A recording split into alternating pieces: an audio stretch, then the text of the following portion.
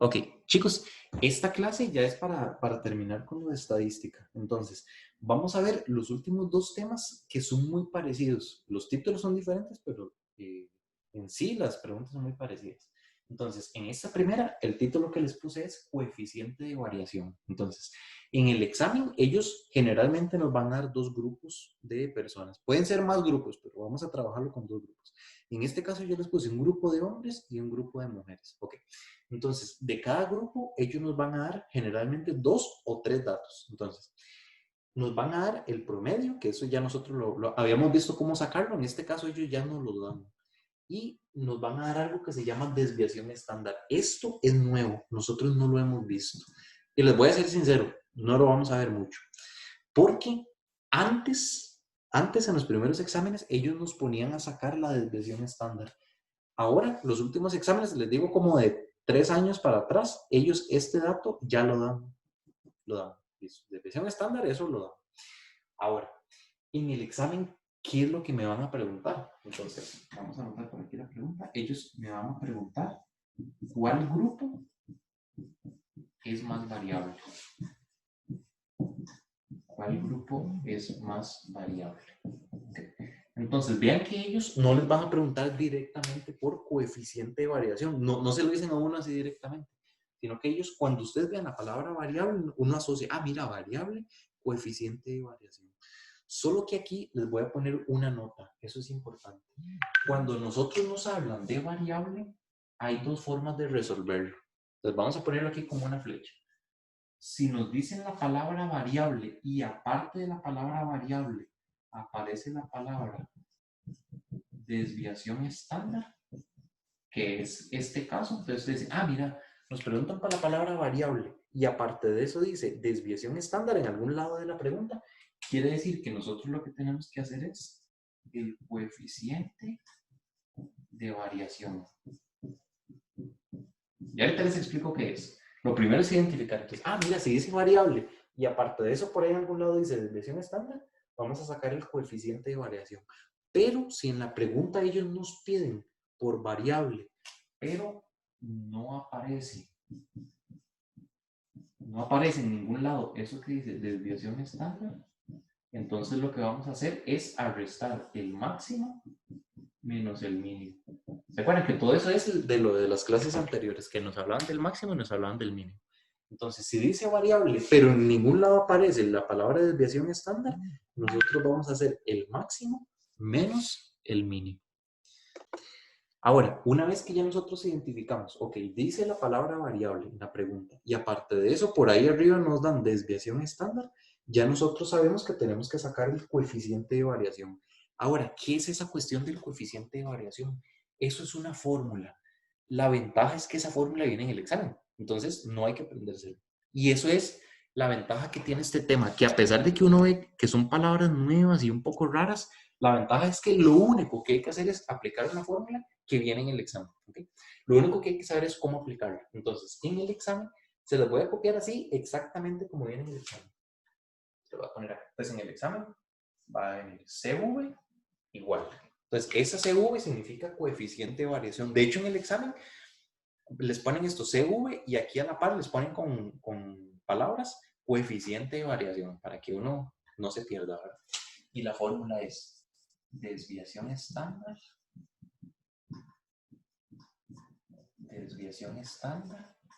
dividido entre media aritmética multiplicado por 100. Esa es la fórmula. ¿Ok?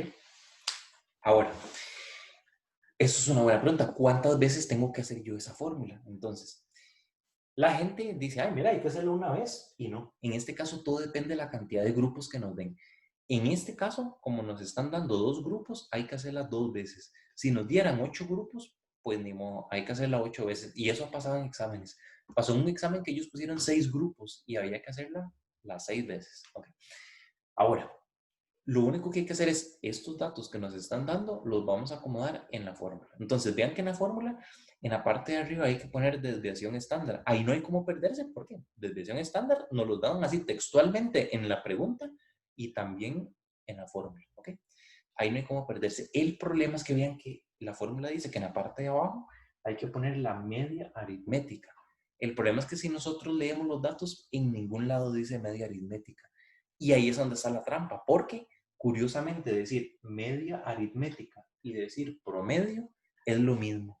Entonces, ¿por qué ellos lo hacen así? Para que sea una trampa, ¿verdad? Entonces, vean que ellos en el examen lo dan con una palabra, pero en la fórmula viene con otra palabra diferente para enredar a la gente. Pero si uno sabe eso, no hay por qué enredarse. Y este tercer dato que vean que dice Julián, ese no lo están pidiendo, entonces no lo vamos a usar. De los 3 números que nos están dando, solo vamos a usar el promedio y la desviación estándar. Entonces voy a ir haciendo aquí las dos fórmulas. Entonces voy a poner coeficiente de variación, voy a hacerlo primero con los hombres. Entonces, desviación estándar en la parte de arriba sería 2,5. Entonces pongo 2,5. En la parte de abajo sería el promedio, que en este caso es 23, y lo multiplico por 100. Y eso, así como está, lo metemos en la cálculo. Ok, chicos, ahí, recapitulando el ejercicio desde el principio. Entonces, ellos nos van a dar 2 grupos de personas, en este caso dice hombres y mujeres. En la pregunta ellos dicen cuál grupo es el más variable. ¿Okay? Entonces, cuando dicen la palabra variable, nosotros vamos a usar una fórmula que se llama coeficiente de variación. ¿Okay? Que la fórmula es esta que yo copié aquí, que esa fórmula viene en el examen. No hay que aprenderse. Entonces, esta fórmula hay que hacerla 2 veces porque en este caso son 2 grupos. Si fueran 8 grupos o 10 grupos, la cantidad de grupos que sean, esa es la cantidad de veces que hay que usar la fórmula. Y el único detalle era que promedio y media aritmética es lo mismo. Esa es la trampa. Entonces, hice la fórmula con los hombres y me dio el resultado. Hice la fórmula con las mujeres y me dio el resultado. Ahora, ellos me preguntan cuál grupo es más variable. Entonces, el grupo que es más variable es el que me dio el resultado más grande. O igual al revés, si me hubieran preguntado cuál es el menos variable, entonces más bien sería el resultado más pequeño. Entonces, en este caso, como el resultado más grande nos dio con el dato de los hombres, entonces, al responder a la pregunta, ¿cuál grupo es más variable? La respuesta sería los hombres, ¿ok? La respuesta no es el 10.86, no, la respuesta es los hombres, porque ellos están preguntando por el grupo, ¿ok? El número era solo para saber cuál de los dos era. Y ahí terminaría ese primer ejercicio. Ok, chicos, ahora la segunda pregunta que vamos a ver, vean que estamos tomando los mismos datos, pero yo cambié el título. Ahora, este título va a decir posición relativa. Entonces, ¿qué diferencia tiene el ejercicio anterior con este para saber cuál fórmula usar? Entonces, hay 2 claves. La primera, pues que ellos, curiosamente, en esta pregunta sí nos dicen abiertamente qué es lo que tenemos que usar. Entonces, es más fácil identificarlo, porque ellos me dicen posición relativa. Pues no me lo ponen a la par, pero me están usando las palabras. Entonces ya con eso ya uno sabe. Pero hay otra característica por aquello, para saber qué es esta pregunta. Que ellos nos están hablando de personas. Y en el grupo anterior, perdón, en la pregunta anterior nos estaban preguntando por grupos. Entonces, la fórmula anterior, que se llamaba coeficiente de variación, esa se usa para comparar grupos. Comparo un grupo con otro para saber cuál es más variable. En esta es comparar personas, ¿ok? Entonces, comparar una persona con otra. Y aparte que nos dicen posición relativa. Entonces, esa fórmula también viene en el examen, no se la tienen que aprender. Entonces, Profe, entonces lo copiamos igual, el ejemplo. como ustedes gusten. Digamos, hay algunos que vuelven a copiar todo de nuevo o nada más ponen posición relativa y como ya tienen esos datos, los vuelven a usar. Entonces, yo en lo personal no lo copiaría. Como es lo mismo, nada más le pongo posición relativa, pongo la pregunta y el procedimiento. ¿Sí? Entonces, a donde dice posición relativa, la fórmula es dato menos media aritmética dividido entre desviación estándar. Entonces, esta fórmula tiene algunas diferencias con el otro. Con la otra. Primero, que la otra tenía un por cien. Esta no lo tiene. Después que en la otra solo me pedían 2 datos. Aquí sí estamos usando los 3 datos. Los 3 números que me estaban dando arriba, ahora sí los vamos a usar. Nosotros vimos ahora que desviación estándar, eso sí me lo ponen con las mismas palabras, entonces no hay cómo perderse. Ya yo sé dónde poner este número. Cuando me dicen media aritmética, eso es lo mismo que decir el promedio. Entonces, este número, lo que diga promedio, siempre lo voy a poner el que dice media aritmética. Y esta parte que dice dato, el dato siempre va a ser el número que le están dando a la persona en específico. ¿Ok? Entonces, en este caso, mira, Julián, ese va a ser el dato. Y María, ese va a ser el otro dato. Entonces, vamos a hacer la fórmula igual 2 veces. Entonces, voy a poner para aquí posición relativa. Vamos a hacerlo primero con el de los hombres. Entonces, Julián sería en este caso el dato, que es 24, menos media aritmética, que es lo mismo que decir promedio, que sería 23. Y eso lo vamos a dividir entre la desviación estándar, que sería 2,5, y eso ustedes lo meten en la cálculo. Ok, chicos, entonces, ahí hice la fórmula 2 veces y ahí nos dieron los resultados. Entonces, ellos nos están preguntando cuál persona tiene mejor posición. Y aquí es donde está la trampa. Ok, vamos por el principio. De estos dos resultados, ¿cuál es el mayor y cuál es el menor? Entonces, vean qué interesante.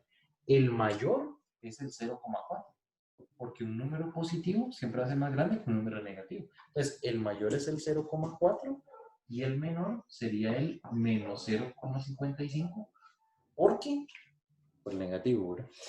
Ahora, otra cosa importante. ¿Cuál es la trampa de esta pregunta? Que si ustedes ven los datos originales que tenían ellos, Julián tiene 24 y María tiene 25. María tiene más y Julián tiene menos.